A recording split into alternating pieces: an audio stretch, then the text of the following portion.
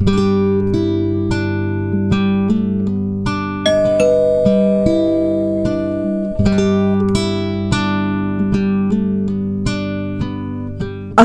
ನಾವಿಬ್ರು ಹಣದ ವಿಚಾರದಲ್ಲಿ ಮೋಸ ಹೋಗ್ಬಿಟ್ವಿ. ಪ್ಲೀಸ್ ಸಹಾಯ ಮಾಡಿ.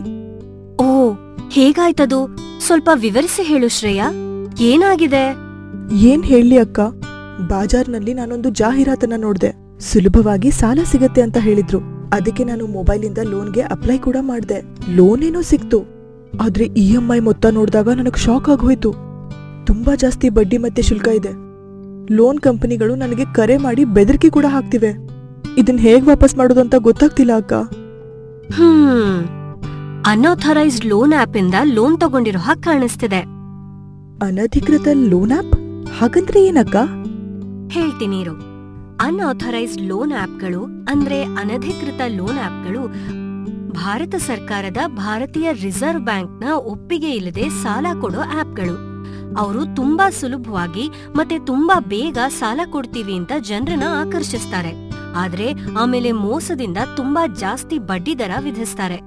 ಅವರು ಹೆದರಿಸೋದು, ಹಲ್ಲೆ ಮಾಡೋದು ಮತ್ತೆ ಗೂಂಡಾಗಿರಿ ಬಳಸಿ ಸಾಲ ವಸೂಲಿ ಮಾಡ್ತಾರೆ. ಅಂತ ಅನಧಿಕೃತ ಲೋನ್ ಆಪ್ಗಳು ಸಾಲ ತಗೊಂಡೋರಿಗೆ ಕಿರುಕುಳ ನೀಡೋದ್ ಮಾತ್ರ ಅಲ್ಲ, ಅವರ ಫೋನ್ ಕಾಂಟ್ಯಾಕ್ಟ್ಗಳನ್ನ ಹ್ಯಾಕ್ ಮಾಡಿ ಬೆದರಿಕೆಯ ಸಂದೇಶಗಳು ಅಥವಾ ಅಶ್ಲೀಲ ಫೋಟೋಗಳನ್ನ ಅವರ ಸ್ನೇಹಿತರು ಮತ್ತೆ ಸಂಬಂಧಿಕರಿಗೆ ಕಳಿಸ್ತಾರೆ. ಅದಕ್ಕೋಸ್ಕರನೇ ಇಂಥ ಅನಧಿಕೃತ ಲೋನ್ ಆಪ್ಗಳಿಂದ ದೂರ ಇರೋದೇ ಬುದ್ಧಿವಂತಿಕೆ. ಅರ್ಥ ಆಯ್ತಕ್ಕ. ಶೀತಲ್, ನೀನ್ ಹೇಳು, ನೀನೂ ಈ ಅನಧಿಕೃತ ಲೋನ್ ಆಪ್ಗಳಿಂದ ಮೋಸ ಹೋಗಿದ್ಯಾ? ಮೋಹನಣ್ಣ ಸಿಟಿಲಿ ಒಬ್ರೇ ಕೆಲ್ಸ ಮಾಡ್ತಿದ್ದಾರೆ ಅಲ್ವಾ. ಒಂದಿನ ಸಡನ್ ಆಗಿ ಯಾವ್ದೋ ಅನ್ನೋನ್ ನಂಬರಿಂದ ಮೋಹನಣ್ಣನ್ ವಾಯ್ಸ್ ಅಲ್ಲೇ ಕಾಲ್ ಬಂದಿತ್ತು.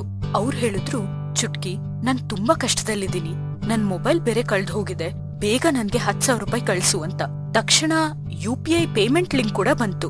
ನಾನು ಮೋಹನಣ್ಣನೇ ಅಂತ ಅನ್ಕೊಂಡು ಅವ್ರೇನೋ ಕಷ್ಟದಲ್ಲಿದ್ದಾರೆ ಅಂತ ದುಡ್ಡು ಕಳಿಸ್ಬಿಟ್ಟೆ. ಆದ್ರೆ ಮಾರನೇ ದಿನ ಅವ್ರ ಹತ್ರ ಮಾತಾಡ್ದಾಗ್ಲೇ ಗೊತ್ತಾಗಿದ್ದು ಅದವ್ರಲ್ಲ, ನಾನು ಮೋಸ ಹೋಗಿದ್ದೀನಿ ಅಂತ. ಅದು ಸರಿ ಶೀತಲ್. ಈ ದಿನಗಳಲ್ಲಿ AI ಅಂದ್ರೆ ಕೃತಕ ಬುದ್ಧಿಮತ್ತೆ ಅನ್ನೋ ಸಾಫ್ಟ್ವೇರ್ ತಂತ್ರಜ್ಞಾನ ಬಳಸಿ ಯಾರದೇ ಧ್ವನಿಯನ್ನ ಇದ್ದ ಹಾಗೆ ಕಾಪಿ ಮಾಡಬಹುದು.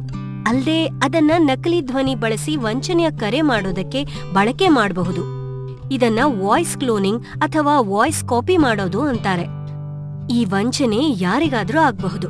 ಹಾಗಾಗಿ ನಾವ್ಯಾವತ್ತೂ ಕರೆ ಮಾಡೋ ಅಥವಾ ಮೆಸೇಜ್ ಕಳಿಸೋ ವ್ಯಕ್ತಿಯ ಅಸಲಿಯತ್ತನ್ನ ಜಾಗೃತೆಯಿಂದ ಪರೀಕ್ಷಿಸಬೇಕು. ಸರಿಯಾಗಿ ಪರೀಕ್ಷಿಸದೆ ಯಾವುದೇ ಲಿಂಕ್ ಕ್ಲಿಕ್ ಮಾಡಬೇಡಿ ಅಥವಾ ಯಾವುದೇ QR ಕೋಡ್ ಅನ್ನ ಸ್ಕ್ಯಾನ್ ಮಾಡಬೇಡಿ. ಖಂಡಿತ ಅಕ್ಕ, ಇವತ್ತಿಂದ ಎಚ್ಚರಿಕೆಯಿಂದ ಇರ್ತೀನಿ. ತುಂಬಾ ಒಳ್ಳೇದು.